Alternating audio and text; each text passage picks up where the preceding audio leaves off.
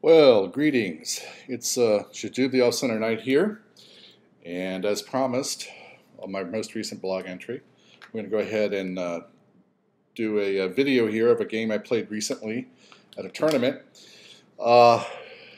This whole thing shouldn't take more than about 8 to 10 minutes because anything over 10 minutes and YouTube won't let me upload it. So I'll try to get through this pretty quickly. This is the first game I played in a tournament in almost 2 years. Many of you know I was exiled to Los Angeles, which I actually enjoyed Los Angeles. I liked Los Angeles. People were really nice. Weather was nice. Living by the ocean was nice. But traffic was terrible, but overall pretty good. The company I worked for was working me to death. I thought I was going to die at my desk. The pressure was so bad. And then I spent 14 months in Philadelphia.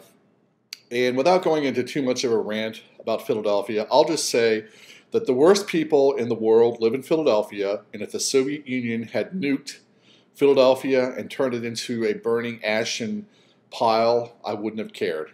Those people deserve it. They kill a cop a month there. The first week I was there, some old guy gets on the train downtown at SEPTA, and some nutcase gets on there with a wrench or a hammer or something and bludgeons the guy to death. So it's a terrible city, terrible people. I hate it.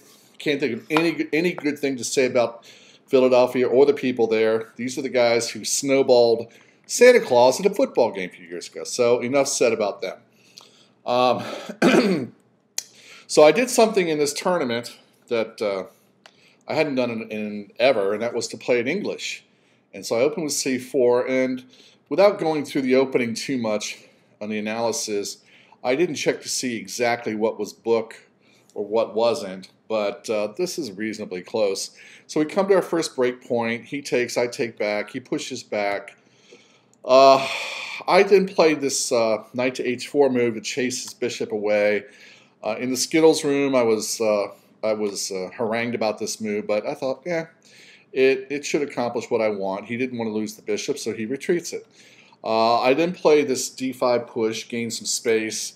Again, I was roundly criticized by a number of folks who were in the Skittles room, said I shouldn't have played this, should have saved it, but I liked it.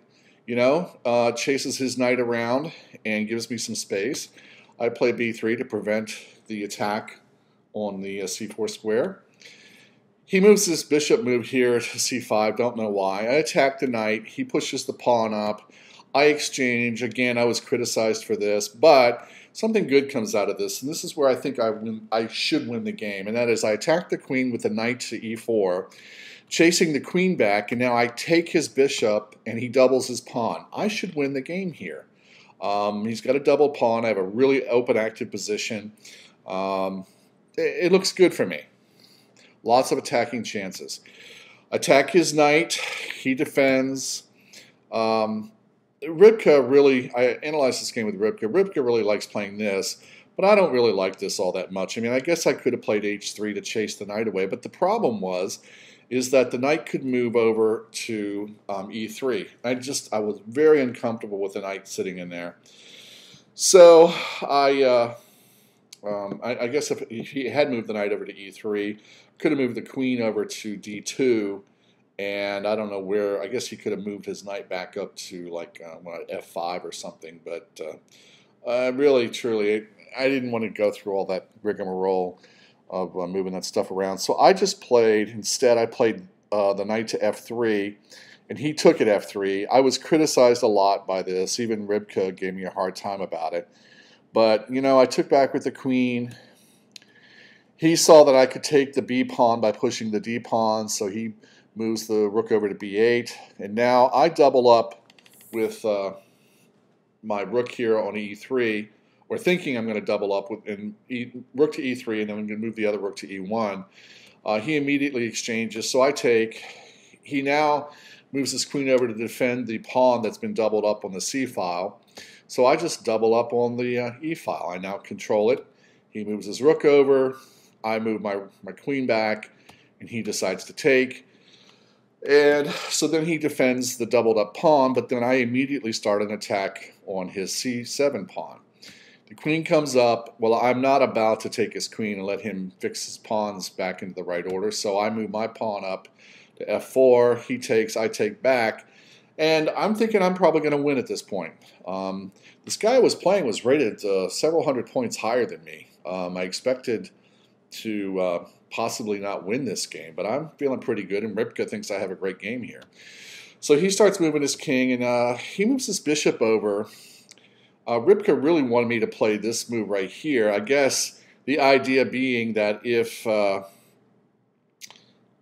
not sure. I didn't see exactly what he wanted to do here, because he could have moved his bishop down to b1 and started attacking my pawns, I guess. But I don't know. I didn't follow this entirely, I guess. But anyway, going back to where we were, I played this instead. I played this d6 move.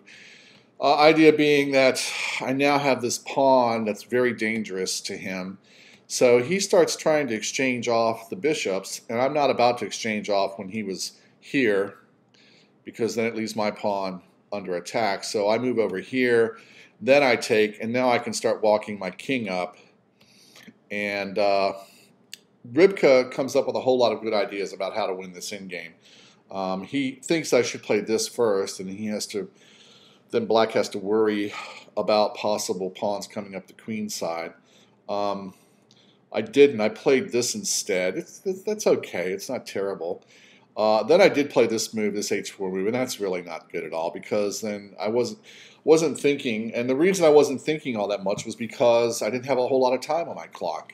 The time controls in this game were an hour with a 15-second delay. It was down to just a few minutes left, and I wanted to win the game, and didn't even think about this. He moves here. I play here. He moves down to a5, so I decide to lock the pawns up here. And now he plays this, and this is where I should have won the game. And I didn't. I ended up with a draw. I should have played this move right here. And then suddenly, he's dead. He is totally dead lost. I win.